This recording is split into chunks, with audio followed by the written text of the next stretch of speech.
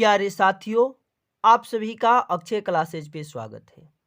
आज हम जयशंकर प्रसाद के जीवन परिचय को पढ़ेंगे और यह जीवन परिचय हर साल बोर्ड परीक्षा में पूछा जाता है। चाहे आप 10वीं की परीक्षा देने जाएं या 12वीं की, ये जीवन परिचय फिक्स ही आता है। इसमें कोई सोचना नहीं है कि नहीं आएगा, आएगा, बिल्कुल आएगा। चलिए, सबसे पहले हेडिंग लगा देंगे जयशंकर प्रसाद और दूसरी हेडिंग लगा देंगे जीवन परिचय और अपनी भाषा में लिखना स्टार्ट कर देंगे। जीवन परिचय अपनी भाषा में, सरल तरीके से लिखेंगे, आपको याद भी रहेगा और वहाँ पे जा कर के अच्छे से लिख भी पाएंगे और एग्जामिनर भी आपको अच्छा नंबर दे देगा। देखिए, लिखना कैसे है कि हिंदी साहित्य के महान कवि, नाटककार, कहानीकार एवं निबंधकार, ये 3-4 बातें अपने अच्छे तरीके से सजा दीजिए। पहले ही श्री जयशंकर प्रसाद जी का जन्म काशी के एक प्रतिष्ठित वैश्य परिवार में सन 1889 ईस्वी में हुआ था।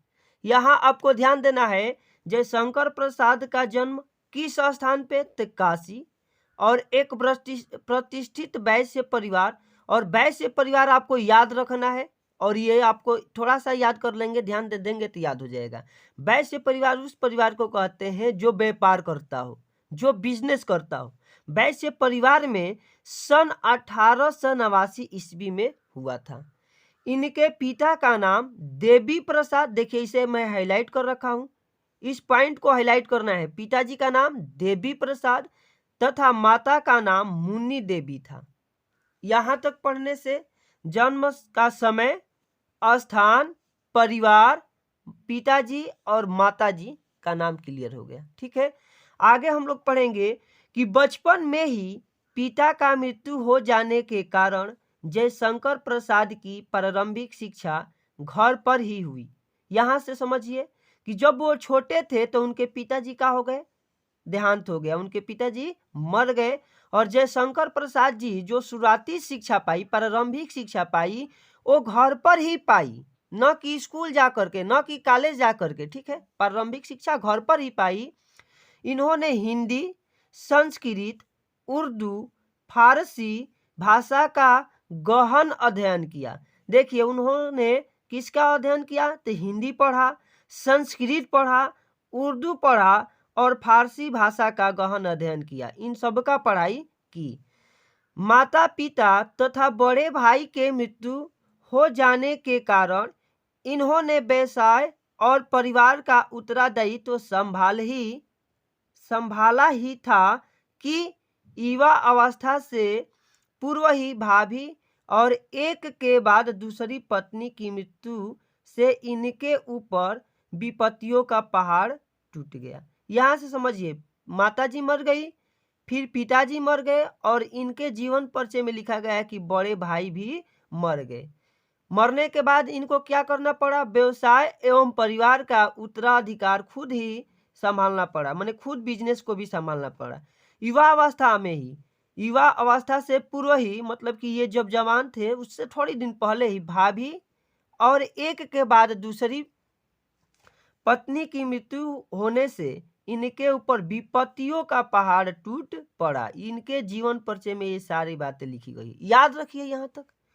इनको विषम परिस्थितियों से जीवन भर संघर्ष करना पड़ा, जीवन भर संघर्ष करना पड़ा। विषम परिस्थितियां मतलब कि कठिन परिस्थितियों से इनको संघर्ष करना पड़ा था। इनके जीवन बहुत ही कठिनाइयों से गुजरा। ठीक है, आगे अब पढ़िए। लेकिन इन्होंने हार नहीं मानी, ये कभी भी हारे नहीं और निरंतर साहित्य की सेवा में लगे रहे। मतलब निरंतर ये अपनी जो है लेखनी के दम पर अपनी कार्य को आगे बढ़ाते गए, न कि रुके। ठीक है, न लगे रहे। क्रमशः प्रसाद जी की शरीर चिंताओं से जर्जर हो गया। जर्जर हो गया मतलब कि कमजोर हो जाना। ठीक है, विवश हो जाना। चारों तरफ से जब आपको कठिनाइयां घेर लेती है तो आपको शारीरिक कष्ट होने ही लगता है।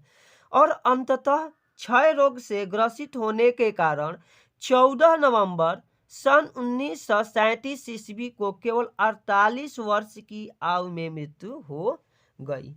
अंत में इनको क्या हुआ था? तो क्षय रोग। क्षय रोग क्या होता है? तो टीबी टाइप का एक रोग होता है, जो छुआछूत से फैलने वाला रोग होते हैं, उसे ही हम लोग क्षय रोग कहते हैं। उनको क्षय रोग हो गया और क्षय रोग होने के कारण 14 नवंबर सन 1937 ईस्वी को 48 साल की उम्र में क्या हो गए?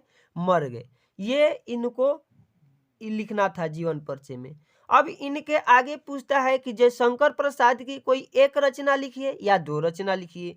तो देखिए रचनाएं में हम लोग याद रखेंगे कि जयशंकर प्रसाद जी ने काव्य, नाटक, कहानी, उपन्यास और निबंधों की रचना की। इनकी प्रमुख रचना निम्नलिखित है, ठीक है।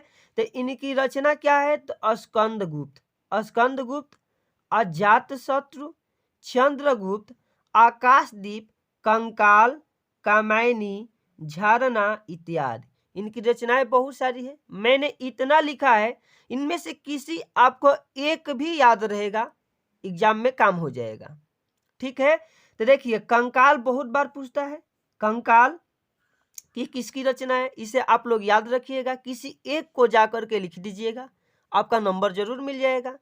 अब देखिए आगे लिखेंगे, 12वीं के लिए जरूर पूछता है, कभी भी किसी भी लेखक का या कवि का जीवन परिचय देता है तो आगे लिखता है कि उनके साहित्य में स्थान भी लिखिए। तो जयशंकर प्रसाद जी छायावादी युग के जनक तथा युग परिवर्तक रचनाकार है। छायावादी युग के हैं जयशंकर प्रसाद जी का संबंध किस युग से है? तो छायावादी से है, याद रखना है।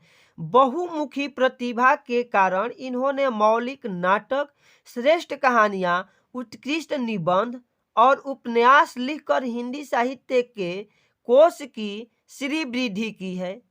आधुनिक हिंदी के मूर्धन्य साहित्यकारों में प्रसाद जी का विशिष्ट स्थान है। उनके बारे में इतना लिख देंगे, साहित्यिक परिचय कंप्लीट हो जाएगा। इस तरह से आपका जीवन परिचय पूरे मैंने अच्छे तरीके से समझाया। अगर ये वीडियो आप लोग को अच्छी लगी है तो अक्षय क्लासेज को सब्सक्राइब करिए और इस वीडियो को लाइक करिए, दोस्तों में शेयर करिए, ठीक है। और तब तक हम आपसे मिलते हैं अगली वीडियो में। तब तक के लिए जय हिंद दोस्तों।